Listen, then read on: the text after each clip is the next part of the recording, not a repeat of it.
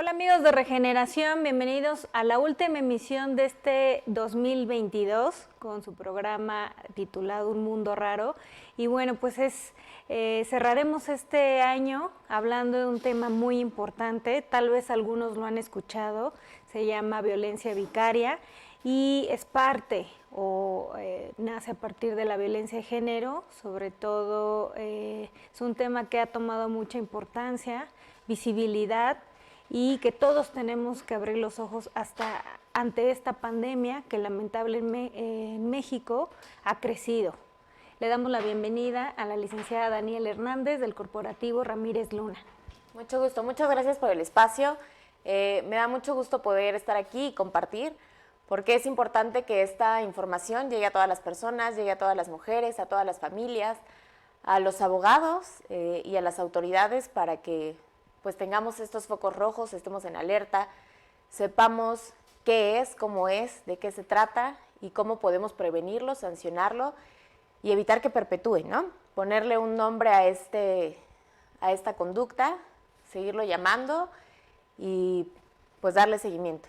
Así es un tema duro, ¿no? Fuerte, y del que siempre también ha generado tabús, ¿no? Sí. Porque en México la idiosincrasia, la cultura, la forma de educación ha pues apapachado, ¿no? Estas conductas violentas de los hombres hacia las mujeres, ¿no? En cualquier edad, en cualquier nivel socioeconómico, y siempre es importante hablar de estos temas para sensibilizar y sobre todo prevenir.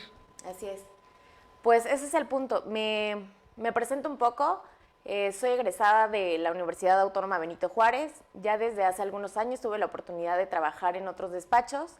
Hace un par de años entré con la licenciada Graciela Ramírez Luna al Corporativo Ramírez Luna, porque compartíamos estas ideas, ¿no? De desarrollar nuestro trabajo, pero también ayudar a las personas, llegar a más personas, humanizar el derecho, ¿no?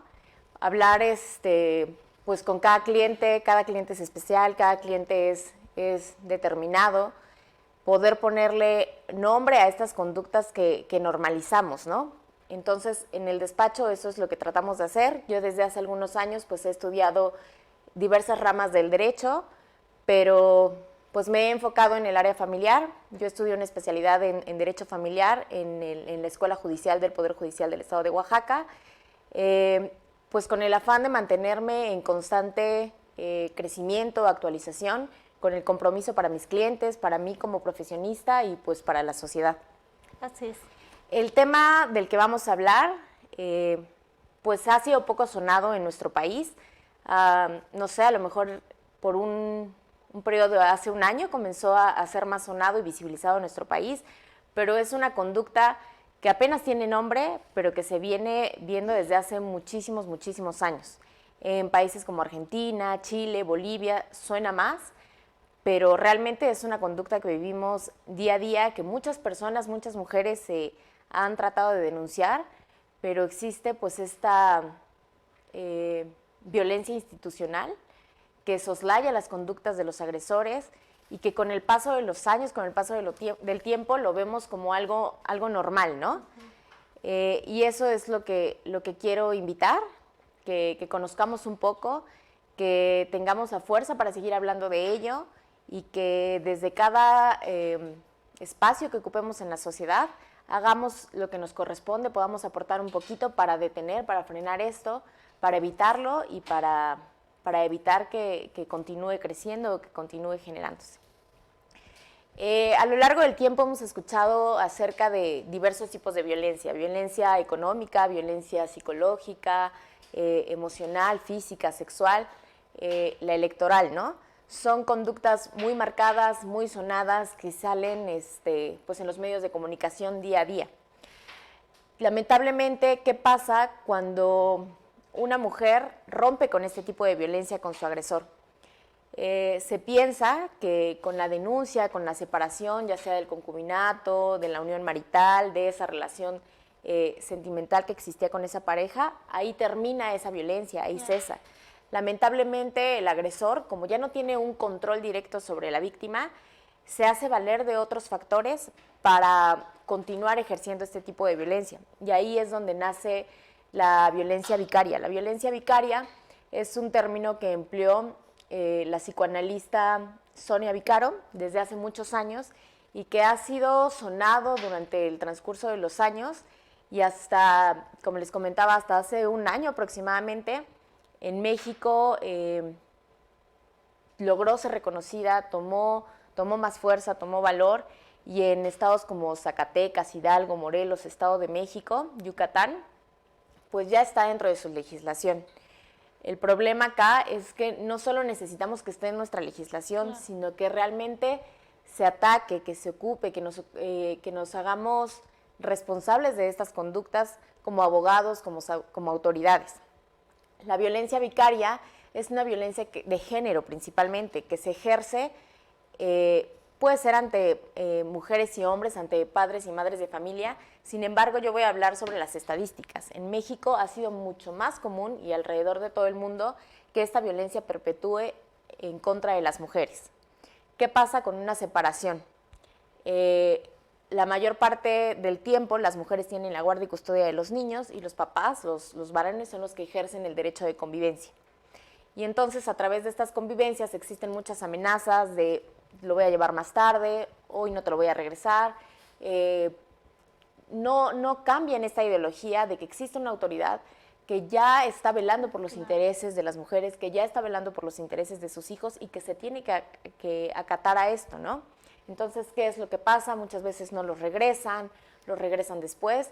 Han habido casos en los que las madres entregaron a sus hijos para una convivencia, y esa fue la última vez que los vieron. Y acuden ante las autoridades, y aquí comienza el problema de la violencia institucional. Claro. Acuden a denunciar y llegan a las fiscalías, llegan con los ministerios públicos, y lo primero que les preguntan, ¿usted se lo entregó? ¿Tenía el consentimiento? Pues sí, era el papá.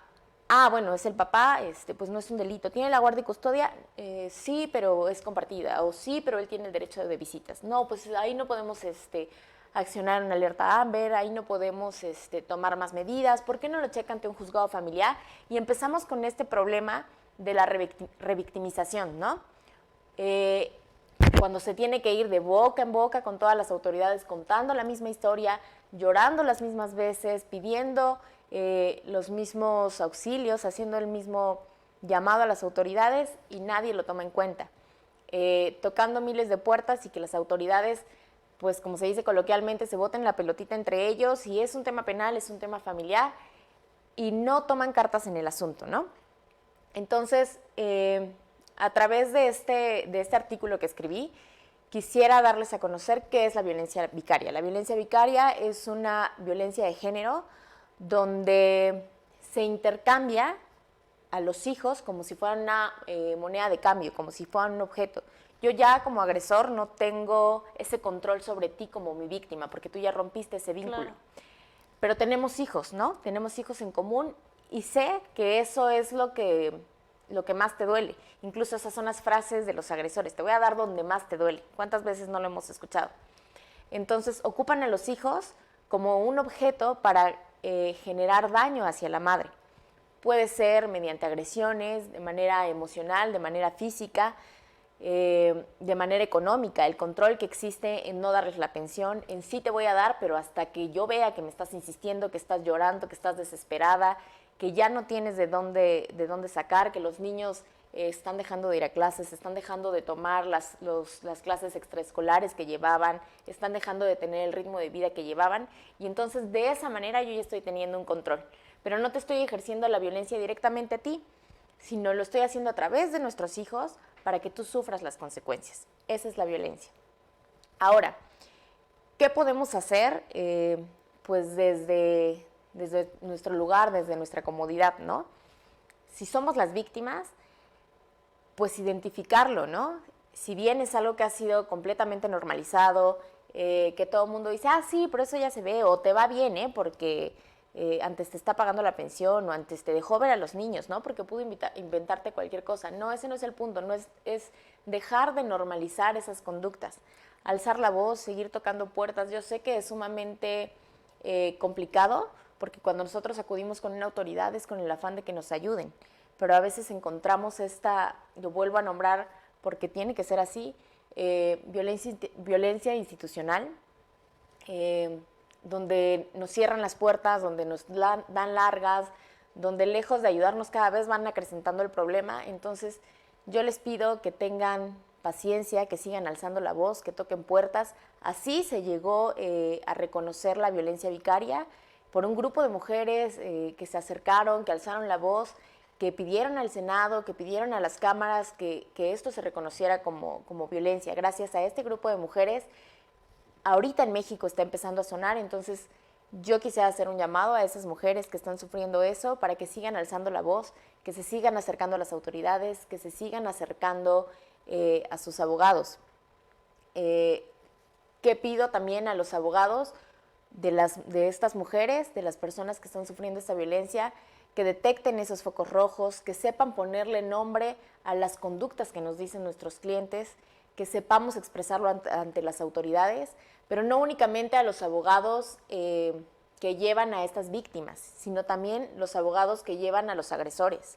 Si bien todos tenemos derecho a seguir un proceso justo, tenemos derecho a que se nos represente ante los tribunales, dista mucho de pretender soslayar conductas, realizar artimañas, ¿no? Entonces, centrarnos en ejercer nuestra profesión con ética y no soslayar estas conductas, no seguir perpetuando estas agresiones hacia las mujeres, estas agresiones hacia nuestros niños, y como autoridades, pues hacer lo que la ley nos ordena. La ley nos faculta para intervenir de oficio, la ley nos faculta para hacer cosas con la debida diligencia, de manera urgente. Entonces ese llamado a las autoridades a escuchar a estas mujeres, a escuchar a estas personas que tienen estos problemas, a atender los casos en concreto con debida diligencia y hacer lo que la ley les ordena.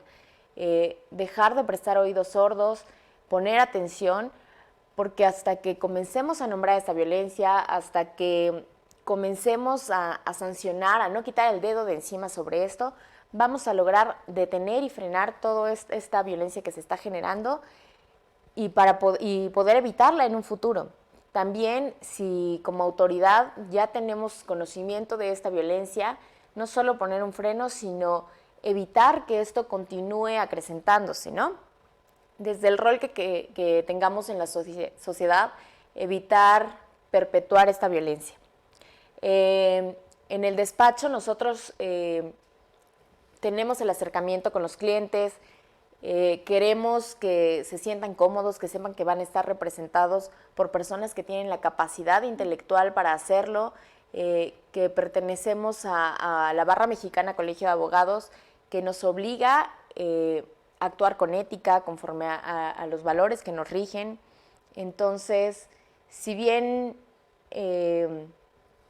pues existen diversos medios para inconformarnos, yo sí invito a que se acerquen a los abogados. En su caso, abrimos las puertas de nuestro despacho, que está ubicado en la calle de Almendros, en la Colonia Reforma, número 500, para que se acerquen. Tenemos una solución, una respuesta para cada problema, para cada cliente, que sepan y que se sientan con la confianza de que existe alguien que los puede ayudar, que tenemos pues esa solución, ese acompañamiento durante el problema que están presentando. Así es. Y es un tema complicado porque todo proviene desde la educación y los valores, ¿no? Finalmente, ¿cuántas veces no hemos escuchado de estas conductas que no tenían un nombre antes, ahora lo tienen, pero bueno, siempre atacando a la mujer, ¿no? No, pues la mamá está loca, ¿no? No deja ver a sus hijos. Sí. Es paranoica porque está muy pendiente del tiempo que los van a regresar, cuándo, cumplir con ciertas cosas, pero finalmente solamente quienes están dentro de esta dinámica de violencia saben, ¿no? Hasta dónde puede llegar. Y el que los hombres estén cegados por ese enojo provoca también muchas cosas a largo plazo, ¿no? Finalmente los niños son el resultado de lo que viven en su casa y por eso lamentablemente en México existe tanta violencia. Así es. Esto también es un llamado no solo a a las propias víctimas, a los agresores, a los abogados, a las instituciones, ¿no? Sino también a todas las personas que rodean a estas mujeres que se ven inmersas en este tipo de conductas, a apoyar. Lamentablemente tendemos mucho a juzgar, ¿no? El comentario de, bueno, es que si ya sabías por qué estuviste con esta persona o esas son las consecuencias. Eso es lo que tenemos que hacer, cobijar, apoyar, dejar de recriminar a las mujeres por sus decisiones, tomar cartas en el asunto y dejar de normalizar estas conductas. No podemos permitir que porque la gran generalidad lo sufra, la gran generalidad lo viva, se tome como algo del día a día, como algo normal. Necesitamos llamarlo, necesitamos que suene, que se identifique y que se erradique, ¿no? Ahora, efectivamente, únicamente no se está dañando a las mujeres, se está dañando a los niños, a los hijos, porque ellos son el medio que se ocupa para ejercer esta violencia. Entonces no podemos someter a nuestros niños a violencia psicológica, violencia emocional, económica. No podemos permitir que vayan creciendo de esta manera, porque efectivamente, como lo comentas, son las personas que van a estar en una sociedad fungiendo diversos roles, como padres de familia, como funcionarios, y que hayan crecido con todo esto, nosotros tenemos que evitarlo. En muchos lugares, en Estados Unidos, en España, se han visto casos que este tipo de violencia llega hasta la muerte. Hay un caso donde un padre de familia se lleva a las dos niñas con sus convivencias. Ya en repetidas ocasiones había amenazado a la mamá de no te los voy a regresar. Ella ya había dado aviso al juzgado donde llevaban un asunto familiar. El juzgado le dijo, pues es que hasta que no se lleve a cabo una conducta, pues no, el señor no lo va a hacer, o no se preocupe, no lo va a hacer. Es muy común que hagan esto. Amenazas de muerte, voy a matar a las niñas, me voy a matar con ellas, si no estamos juntos, no vas a poder ser feliz.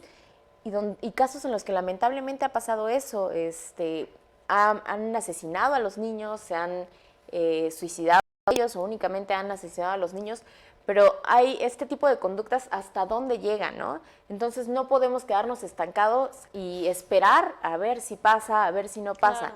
Tenemos que nombrarlo, tenemos que perseguir estas conductas para evitarlas, en su caso sancionarlas y erradicarlas. Así es.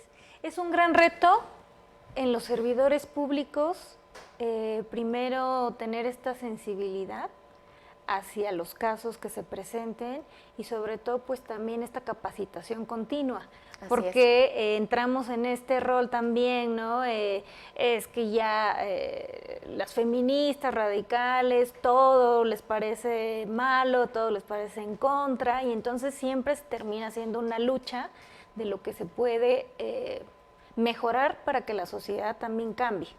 Así es, necesitamos cambiar el chip con el que crecimos, ¿no? Porque a lo mejor hay muchas personas jóvenes de 20, 30 años que a pesar de que estamos viviendo pues esto, que vemos todos los movimientos, no comprendemos y no apoyamos, criticamos y con el típico es que hay formas, hay maneras. Desde lo personal, yo muchas veces platico en mi casa, pues es muy complicado pues hacerle entender esto a las personas mayores, a nuestras mamás de 60, 50, 70 años, a nuestros hermanos que han crecido a lo mejor con otra ideología de no es que quieran dañar el patrimonio del Estado, el patrimonio del país, sino ¿qué pasa si tú acudes a todas las instituciones y te dan la espalda? ¿Qué pasa si llevas todo el procedimiento y nadie te hace caso? ¿Qué pasa si estás denunciando una y otra vez y nadie te hace caso? Pues obviamente te vas a volver loco. Imagínate que te estén constantemente con un cuchillito lastimando y lastimando y lastimando y nadie haga nada. Va a haber un momento en el que te vuelves loco y te vas a hacer valer de todos los medios. Claro. Entonces necesitamos apoyar estos movimientos, necesitamos cambiar esta ideología. Como servidores públicos no hay justificación, no hay un tema de demasiada carga de trabajo, no hay un tema de por pandemia no estamos trabajando, estos son los horarios, no, la ley los faculta para intervenir de oficio, la ley los faculta para accionar de manera inmediata, de tomar todas las cartas en el asunto para hacerlo. Entonces únicamente es poner en práctica lo que tenemos en leyes. De nada nos va a servir tener en un documento, en un papel, leyes perfectas que tipifican un delito, que sancionan una conducta, cuando las autoridades no van a hacer lo necesario para materializar estos derechos y estas obligaciones, ¿no? Entonces, insisto, es un llamado de atención a todas las víctimas, un llamado de atención a toda la sociedad para que desde el rol que ocupemos en la misma, trabajemos, hagamos un esfuerzo constante, un esfuerzo unido para que las autoridades tomen cartas en el asunto, para que dejen de excusarse en todas estas cosas que les acabo de mencionar, carga de trabajo, pandemia, demás, y hagan lo que la ley les ordena, ¿no? Así es. También algo importante es empezar a tocar estos temas en la educación, ¿no? En las instituciones educativas. Se piden muchas reformas en muchos sentidos, pero también en la educativa falta mucho por hacer y Oaxaca es un gran reto. Así es.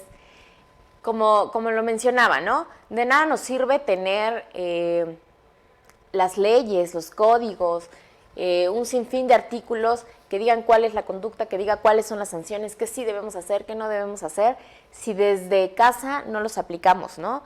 Que sepamos enseñar a nuestros hijos a respetarse a sí mismos, a respetar a las personas, a alzar la voz, a no normalizar ningún tipo de conducta violenta, agresión, desde la más mínima, ¿no? No tenemos por qué esperar a llegar a los extremos para entonces poner atención, entonces tratar de sancionar esas conductas, no. Desde la más mínima, desde el primer foco rojo que se encienda en nuestras casas, necesitamos empezar a hacerlo, necesitamos empezar a educar a nuestras hijas, a nuestros hijos con esta idea de respetar los ideales, de respetar a las demás personas, de alzar la voz, ¿no? Y lo mismo, seguir escuchando a estas personas que tienen los problemas, a estas mujeres que han sufrido este tipo de violencia o diversas violencias, prestarle oídos, ponerles atención y darle seguimiento, ¿no? Muchas personas, muchas mujeres ya están cansadas de llegar, de que tengan que repetir su historia y no haya una solución. Es eso, nosotros como abogados, prestarle atención, escuchar. Hay muchas soluciones que podemos darle, pero ponerlas en práctica. Accionar al órgano jurisdiccional para que trabaje como tiene que hacerlo y a las autoridades estarles insistiendo, ¿no? Pues sí, lamentablemente en nuestro estado, como muchos, se ve diariamente noticias sobre violencia, la violencia institucional que se está dando y no encontramos solución, las personas se cansan de darle seguimiento. Es sonado un rato en las noticias, después ya deja de hacer, se dan ruedas de prensa, se hacen mesas de negociación, pero cosas que a la larga se terminan. No hay que darle el seguimiento, hay que seguir luchando porque esto realmente deje de perpetuarse. Así es. Algo importante dentro de la atención humanizada que brindan en el corporativo es la atención integral en todas las áreas, ¿no? Porque tomar la decisión de alzar la voz y de acudir con un profesional para una ayuda en temas judiciales es una cosa, ¿no? Porque obviamente la víctima pues tiene pena, tiene miedo, tiene terror, ¿no? El juzgar, ¿no? El dar el siguiente paso es complicado, ¿no? Sí. Y por eso también brindan esta asesoría integral, que no solamente es la jurídica, también la psicológica, la atención familiar, los niños también cobran mayor importancia. Así es.